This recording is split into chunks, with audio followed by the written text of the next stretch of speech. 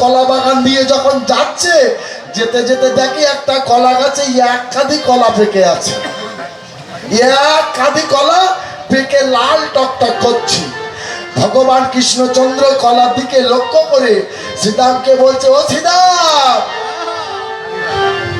চেয়ে দেখ শ্রীদাম কলা পেকেছে, শ্রীদাম কলা পেকেছে, চেয়ে দেখ শ্রীদাম কলা পেকেছে, শ্রীদাম কলা পেকেছে, কলা দেখে বড় লোভ হয়েছে, চেয়ে দেখ শ্রীদাম কলা পেকেছে, কলা দেখে বড় লাভ হয়েছে, চেয়ে দেখ শ্রীদাম কলা পেকেছে। শ্রীদাম বলছে, ভাই কানাই, তোর স্বভাবটা এখনো যায়নি।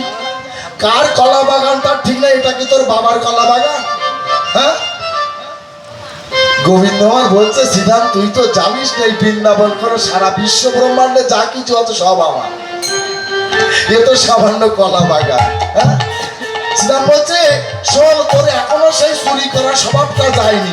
এখানে মালিক নেই, আমরা কলা খাবো কি করে?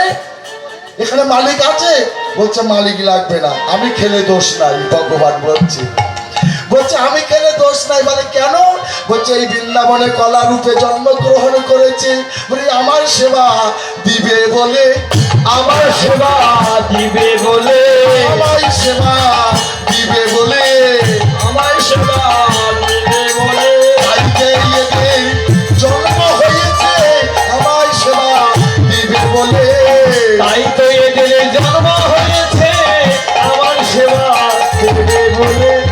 শ্রীদাম বুঝতে পেরেছে কানাই যেটা একবার হা বলে সেটা না করা যায় না। বেশ, কি করতে হবে বল? বলে তুই যা শ্রীদাম কলাগুলো পেড়ে নিয়ে আয়। এখন শ্রীদাম ছোট মানুষ তো, কলা গাছের গোড়ায় গিয়ে চিন্তা করছে, সর্বনাশ, এ তো কলা গাছ, কলা গাছ নয় কেলা গাছ, কলা গাছে কি উঠা যায় বাবা? হ্যাঁ, উঠা যায়? কলা পাড়তে গেলে অস্ত্র লাগবে, গাছটাকে কাটতে হবে, তারপর কলা খেতে পারবে, তাই না?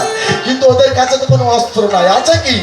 এখন শ্রীদাম চিন্তা করছে কলা গাছে উঠবো কি করে, আর যদি না উঠতে পারি কৃষ্ণর সামনে তো মুখ দেখাতে পারবো না, আমাকে গালাগালি করবে, কি করা যায়? এবার অনেকটা চেষ্টা করছে উঠার জন্য, কলা গাছ ধরে জড়িয়ে ধরে উঠতে।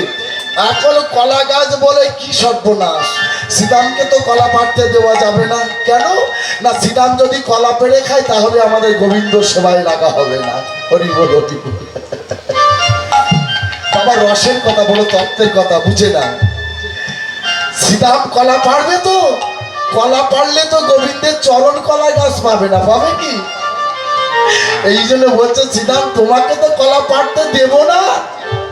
শ্রীদাম যত ওঠে কলা গাছ তত ধীরে ধীরে বেড়ে যাই গো, ধীরে ধীরে বেড়ে যাই গো, ধীরে ধীরে বেড়ে যাই গো, ধীরে ধীরে বেড়ে যাই গো। শ্রীদাম যত কাছে ওঠে ধীরে ধীরে বেড়ে যাই গো, শ্রীদাম যত কাছে যাই গো, ধীরে ধীরে বেড়ে যাই গো। কষ্ট করে যত ওঠে কলা গাছ তত বেড়ে যায়। বলে শ্রীদাম তোমাকে কলা পাড়তে দেবো না। এইবার অর্ধেক দূর থেকে শ্রীদাম নেমে এসেছে, হাঁপাচ্ছে। বলে ওখানে আমার দ্বারা সম্ভব নয়, আমি তো জানি তুই পারবি না, তুই বস, আমি পেড়ে আনছি।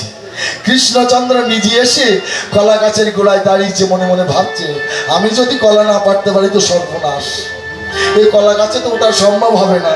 যদি কলা না পাড়তে পারি সখাগণ আমাকে তিরস্কার করবে। ছোট কৃষ্ণ তো, কৃষ্ণচন্দ্র কদলী গাছের গোড়ায় দাঁড়িয়ে চিন্তা করছি। অন্তর্যামী ভগবানের কষ্ট বুঝতে পেরে কদলী বাগান বলছে, প্রভু কষ্ট করে তোমার আমার বৃক্ষে ওঠা লাগবে না, তুমি যদি উঠতে চাও তোমার চরণে ব্যথা লাগবে। আর তোমার চরণে যদি ব্যথা লাগে প্রভু,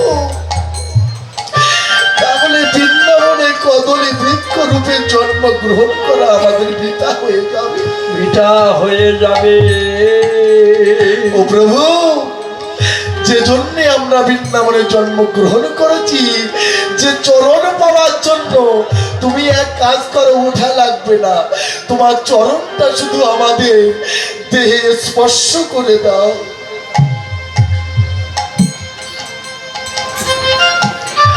অন্তর্যামী ভগবান ভক্তের মনোবাসনা বুঝতে পারলো। কৃষ্ণচন্দ্র কি করলেন? কদলী বৃক্ষে যেই না ডান পদটা স্পর্শ করেছে, কদলী গাছের আনন্দ আর ধরছে না। প্রভু আজ আমি তোমার চরণ পেলাম। ওই পাকা কলা গাছে ছিল, ঝরঝর করে ঝরে পড়িল, ঝরে পড়িল, ঝরঝর করে ঝরে পড়িল, ঝরঝর করে ঝরে পড়িল, কৃষ্ণ সেবায় লাগবে বলে ঝরঝর করে ঝরে পড়িল। সেবায় লাগবে বলে ঝরঝর করে ঝরে পড়িল। যেই না ভগবানের চরণ তারা পেল, গাছে ওঠা লাগলো না, কলা পাকা কলাগুলো ঝরঝর করে পড়লো। কৃষ্ণচন্দ্র আঁচল দিয়ে সেই কলাগুলো কুড়িয়ে নবলক্ষকে সেবা দিলেন, ধেনুকে সেবা দিলেন, দাদা রাখালগণকে সেবা দিলেন। এবার নিজেই সেবা করে এইবার মায়ের কোলে যাবে বলে এইবার তারা সবাই লাইন দিয়ে চলেছে। এখন যেই না যাচ্ছে বাবা, যেতে গেলে ওই জটিলা ভবন দিয়ে যেতে হয়, তাই না? যেখানে শ্রীমতী রাধারানী অপেক্ষা করে বসে আছে। প্রাণ গোবিন্দ যাচ্ছে, রাধারানী রাস্তায় দাঁড়িয়ে, প্রাণবধূ সারাদিন গোষ্ঠ গোচরণ করে ধবলি সামলি চড়িয়ে তোমার চাঁদ মুখ শুকিয়ে গেছে, তুমি আবার গৃহে চলো, তোমাকে সেবা দেবো। এইবার প্রাণ গোবিন্দকে নিয়ে যে কি করলো, শ্রীমতী রাধারানী প্রাণ গোবিন্দকে সেবা দিল। ও মায়েরা, লীলার আস্বাদন করে যুগল দর্শন করে সবাই সেবা দিতে হয়। আমাদের একজন ভক্ত যাচ্ছে, আপনারা গোপাল সেবা দেওয়ার জন্য যে যা পারেন দেবেন, যাও বাবা। তাহলে রাধারানীর সেবা দিলেন, সেবা দিয়ে কি করলেন, আমার প্রাণ গোবিন্দ এবার কি করলেন, নবলক্ষ ধেনু সবাইকে নিয়ে তারা মায়ের কোলে ফিরে এলো। সারাদিন পরে আজ গোবিন্দ আমার যেই না মায়ের কোলে ফিরে এসেছে, মা সুন্দর করে আদর করে কোলে তুলে নিলেন।